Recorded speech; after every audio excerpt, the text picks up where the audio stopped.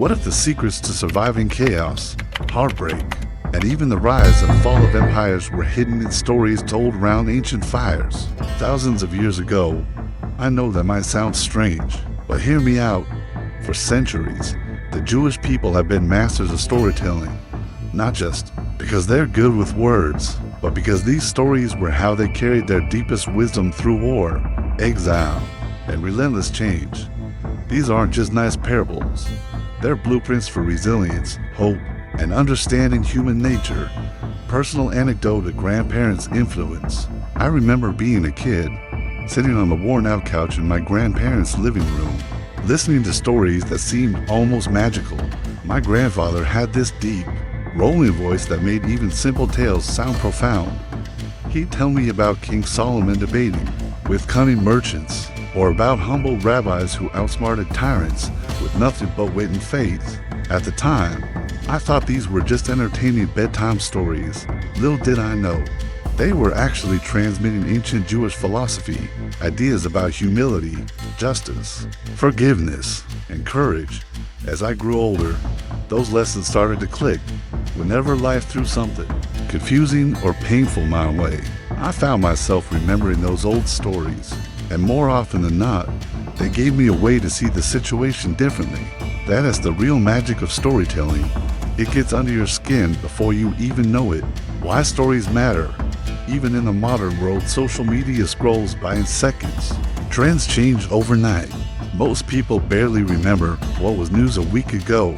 Let's be honest today, we live in a whirlwind. These are human stories about jealousy and kindness, fear and bravery. They let us visit the minds of people who lived thousands of years ago. Greed and sacrifice. They have survived wars, migrations, even genocides because they tap into universal truths.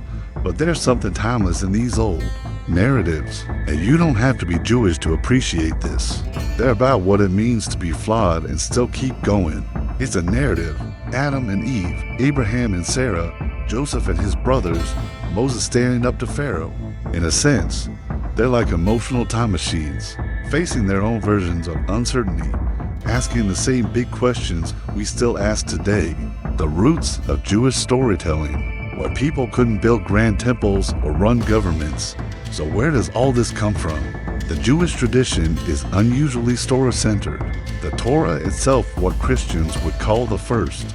5 books of the Old Testament is largely a collection of stories. It's not a philosophy textbook.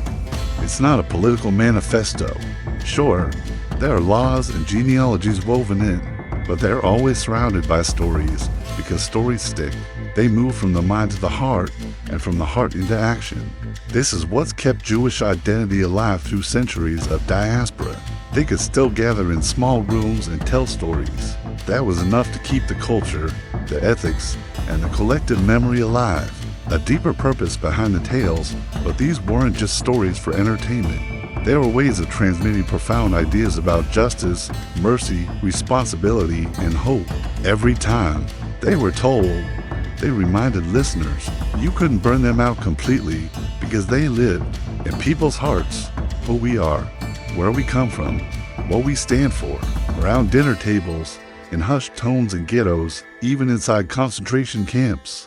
Take the story of Joseph, sold by his own brothers into slavery in Egypt, wrongfully imprisoned, but eventually rising to become Pharaoh's right-hand man. It's not just a tale of personal triumph.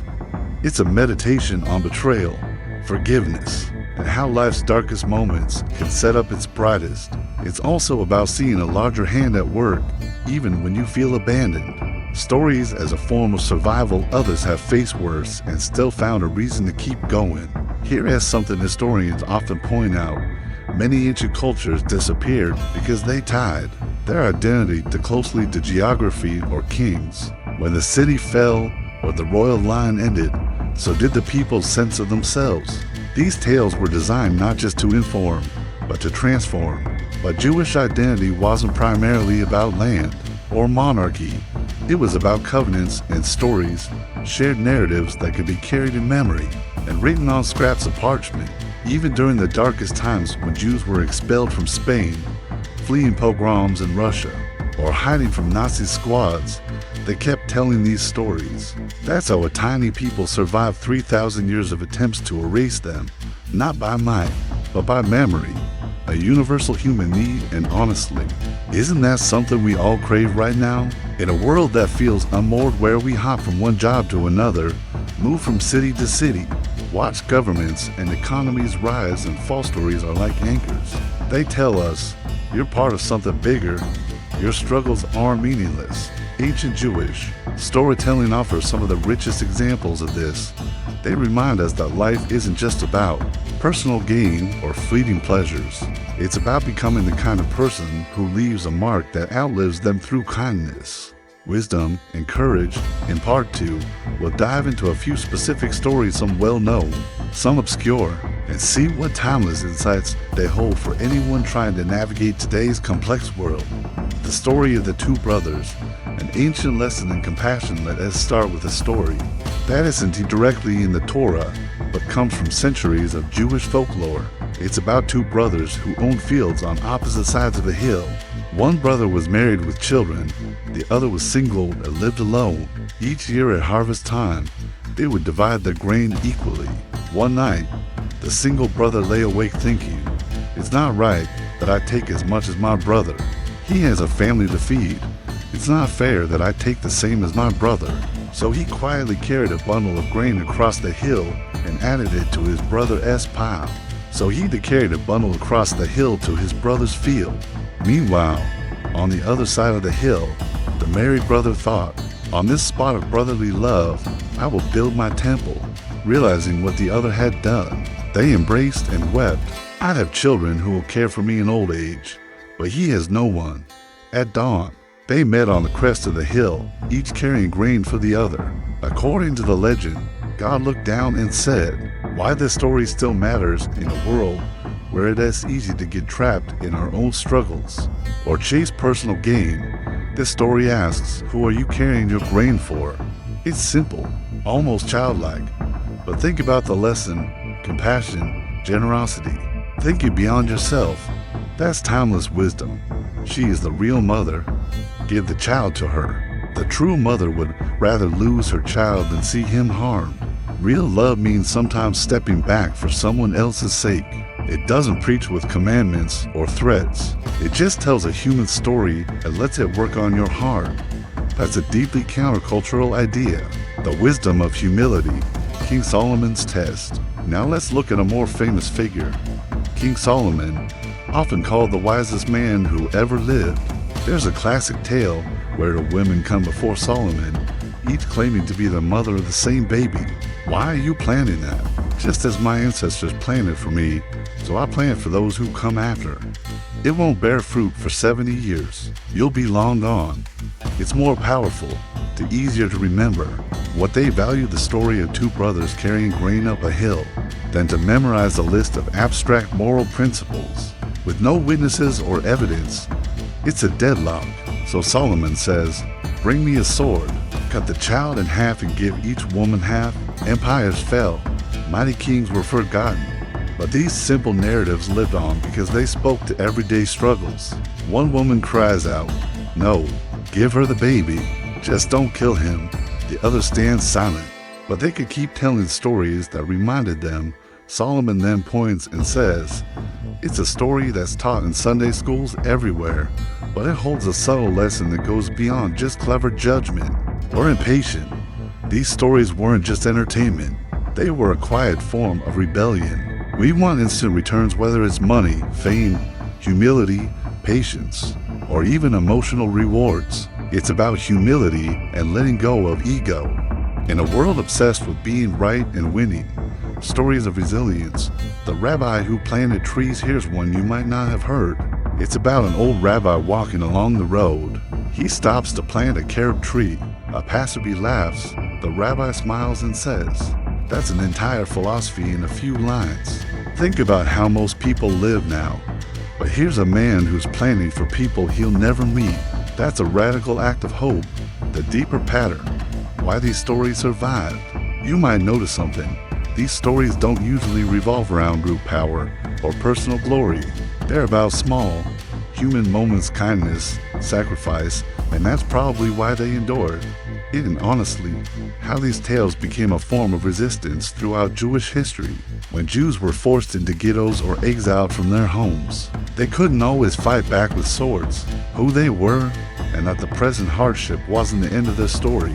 This was a way of staying spiritually undefeated, even when physically oppressed. What we can take from this today. So why does this matter to us living with smartphones, streaming services, and 24-hour news cycles? Because we're still human. We still crave meaning, community, and some deeper narrative that tells us our lives fit into something bigger. Maybe we're not planting carob trees, but we're building businesses, raising kids, mentoring younger people, doing things whose benefits we may never fully see.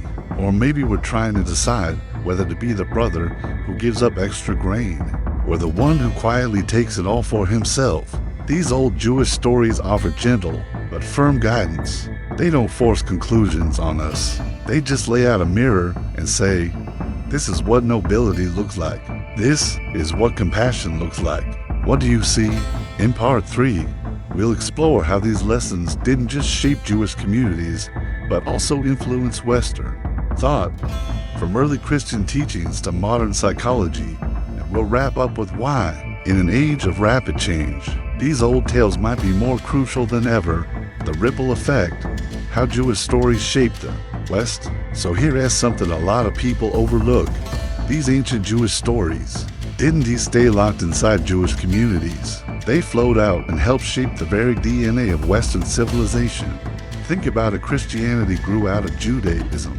The parables Jesus told often mirrored the style of rabbinic teaching. When he spoke of the Good Samaritan or the prodigal son, he was tapping into a long tradition of moral storytelling that Jewish culture had already been refining for centuries. Later, as Europe evolved, these values seeped into laws, ethics, and even our sense of what a good life means. And it didn't stop with religion. Philosophers, psychologists, and novelists have all drawn from these old stories to explore what drives people, why communities hold together, and how forgiveness and justice actually work. The Hebrew Bible is a psychological math model. Psychology has also caught up in surprising ways. Carl Jung, one of the founding figures of depth psychology, spent years studying biblical stories. He saw figures like Joseph, Moses, and Job not just as historical or religious icons, but as archetypes, patterns in the human psyche that we all carry. Joseph's story of betrayal, descent into darkness, and unexpected redemption is a classic hero's journey, a roadmap for personal transformation. Job as long-suffering and final insight is basically a deep dive into what it means to wrestle with loss and unfairness. So even if you've never cracked open a Bible, these stories still live in the collective imagination. They're part of the emotional software that runs much of Western culture. Why these stories matter in an age of speed? We want answers now, results now, meaning now. And yet, the most important human questions about who we are, which brings us back to today. One who sees the consequences. We live in a time obsessed with speed. Why we're here and how to live well don't lend themselves to instant solutions. He was thinking of grandchildren he'd never meet, and they invite us to reflect instead of react. They whisper that life's most valuable insights might take years or even generations to unfold. That's where these old stories become quietly revolutionary, compassionate purpose. Or are they driving you toward anxiety, competition, and shallow goals? They slow us down, not just next quarter's earnings. Are they myths of your culture? Are they social media highlight reels?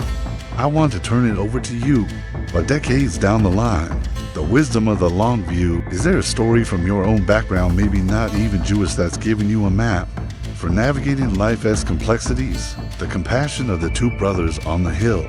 There's a Jewish proverb that says, these stories are like lanterns passed down through countless storms. Who is wise? We're going to keep exploring the deep wells of ancient wisdom, Jewish, Greek, Persian, and beyond, to see what they can teach us today, not just tomorrow. Stay humble, and remember, the best stories don't just entertain us, they transform us. That is exactly the kind of little kinder, a little braver, The only question is whether you've chosen it carefully or just absorbed it by accident, a perspective we raise starving long after the headlines fade for today. When everything is measured by likes, clicks, and quarterly returns, the old rabbi planting the carob tree wasn't concerned about his own lifespan. Maybe the stories you carry, so here's something personal to consider. What stories are guiding your life right now? Are they ones handed down by family? Are they pushing you toward wisdom? Because here's the truth. You will live by some story. We all do. The invitation, finding your anchor, that's why exploring these old Jewish narratives isn't just about history or religion. It's about finding an anchor in a drifting world.